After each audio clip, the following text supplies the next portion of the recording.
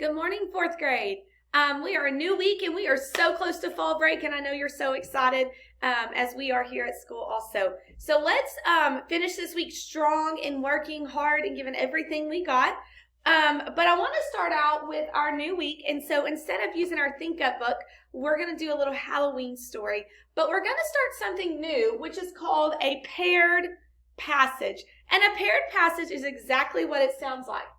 Paired, meaning two, and a passage is a story. You've read those and you know that.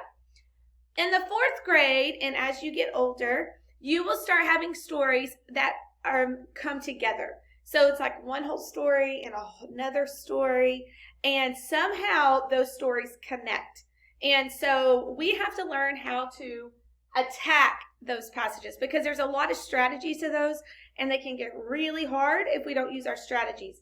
So step one in using a paired passage, you want to read the passage, you want to read passage one, and then find the questions for passage one. And I'm going to show you that in just a second.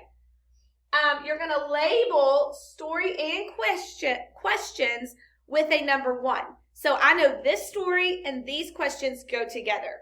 Step two, read the second passage and then find the questions for passage two.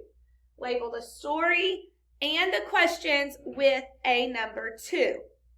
The last thing you're going to do is think about how these stories are connected. A lot of times they have like a common message or a common theme in them. Then answer the paired questions.